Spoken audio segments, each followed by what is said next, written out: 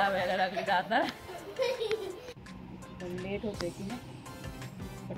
सकाळी खूप धावपळ झाली. आता आम्ही बाहेर निघालोय. 2 ठिकाणी जायचं आहे. एक त्यांच्या स्कूलमध्ये ओपन डे आहे आणि पुढे जाऊन वृषाली मंचाचा कार्यक्रम आहे, तो अटेंड करायचा आहे. तर आमची खूप गडबड चालू होती सगळी.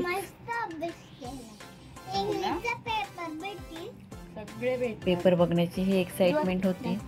थोडी गडबड झाली एका पेपरमध्ये. ओपन डेला गेल्यानंतर ते समजलं.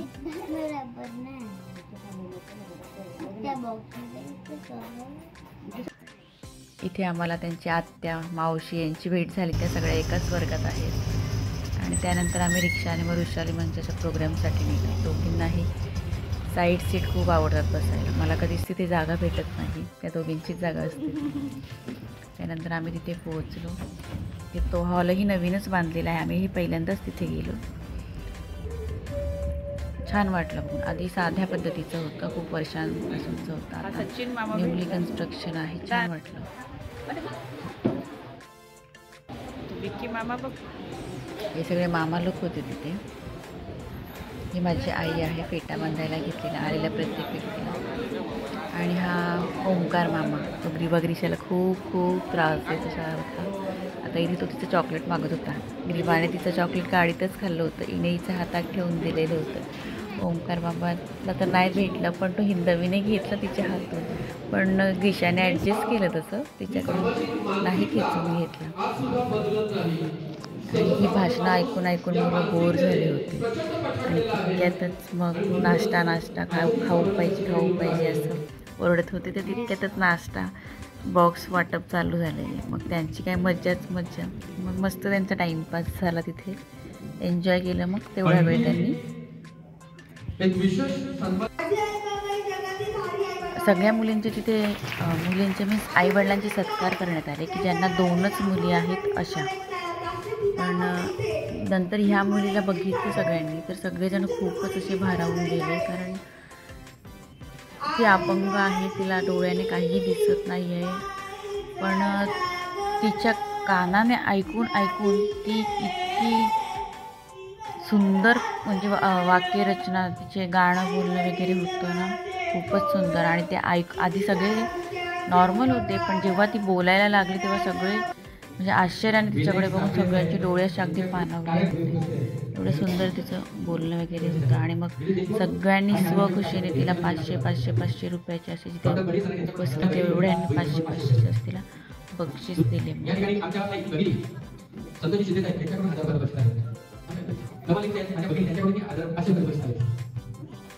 आणि हा वृषाली मंचाने छान प्रोग्राम ठेवलेला.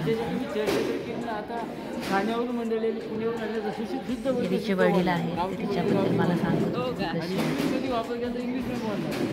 आपण न शिकवता तुला काही सांगायला लागत नाही. तिला दिसत नसूनही ती तिन्ही लँग्वेज असं पण नाही का दिसतंय म्हणून वाचून कोणती सिरियल सांगा ना. ती दैवी देणगी आहे ना तिला. कोणती सिरियल सांगा. तिच्याकडून खरंच घेण्यासारखं होतं. पुन्हा ओंकार मामा आला आणि हे छोटंसं पिल्लू ते त्रास देतं सगळ्यांना. मस्ती सारखी इथे खुर्चीत सगळ्यांच्या आधी येऊन बसलेली.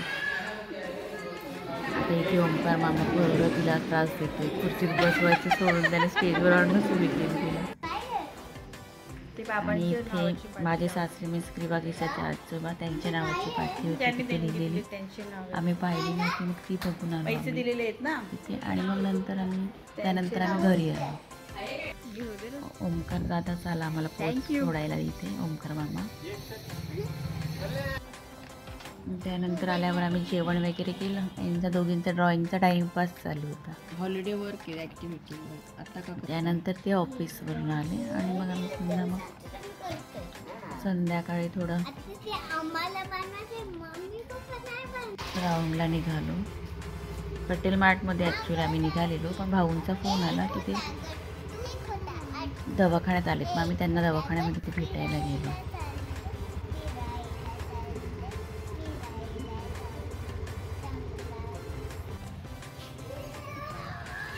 त्यांची दीदी आहे घरची, सार्थकी दीदी. तिचं कान खूप दुखत होता. मग तिथे एवढी गर्दी होती. मग आम्ही दादाला घेतला आणि मग आम्ही पटेल मार्टला निघालो. पण तिथे एवढी गर्दी होती की बिल काउंटरला आमचा खूपच वेळ गेला असता. मग आम्ही तिथे काही खरेदी नाही केलं, जस्ट त्या तिघांना तिथे फिरवलं आणि मग घरी आलो. मस्ती करत करत वरती चढत होते ते. त्यानंतर मग असंच घरात बसल्या बसल्या आम्ही नाश्ता मागवलेला थोडा, वडापाव मी खाल्ला.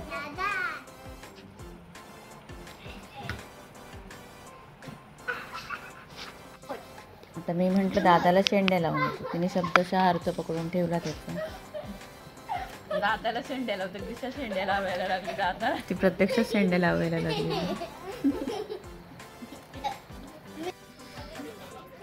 मग त्यांना लेट होणार होतं, त्यांना स्वयंपाक केला मस्त. ते लोक जेवले आणि मग नंतर जेवल्यानंतर ते पुन्हा त्यांच्या गावी गेले.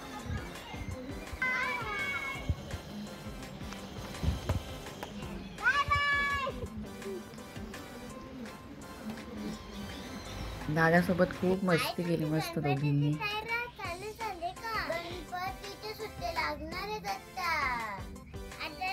कॅमेरा समोर धरला की अशी ॲक्टिंग सुचते आम्हाला. भांडे वगैरे आवरले सगळे. यांनी पण दोघींनी दादासोबत खूप मस्ती केलेली. अशा पद्धतीने आमचा दिवस संपला. Good night.